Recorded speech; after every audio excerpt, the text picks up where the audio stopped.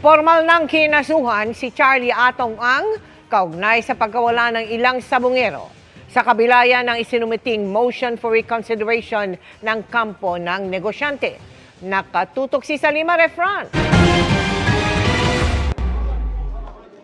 Kinasuhan na ang negosyanteng si Charlie Atong Ang ng Department of Justice o DOJ para sa pagkawala ng 26 na sabungero.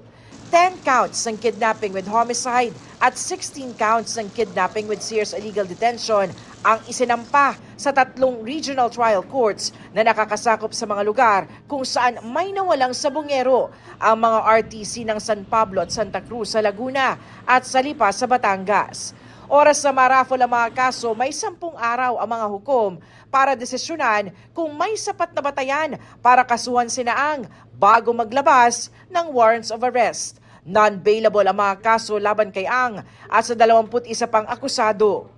Dati nang nagsampa ng motion for reconsideration sa DOJ ang kampo ni Ang. Nanindigan ng DOJ sa sinabi noon na gugulong na ang mga proseso sa mga kaso kahit na may nakabimbing pang MR si Ang.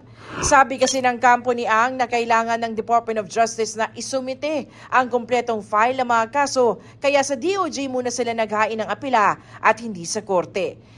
Kung babaliwalain nila ng DOJ ang motion, ay dapat handa ang kagawaran sa mga posibleng kakaharapin dahil dito. We will be doing our own efforts with respect to the implementation of the warrants of arrest. Hindi ko po masabi na alam natin ngayon, pero ang pagkakaalam ko po ay meron na rin pong direktiba ang ating NBI director sa ating mga field offices, be it the regional office and the district offices, to step up in coming up with intelligence reports on the possible whereabouts of the accused in the case.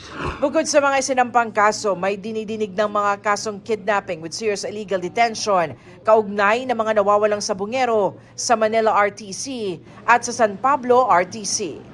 Para sa GMA Integrated News, Salima Refran, nakatutok 24 oras.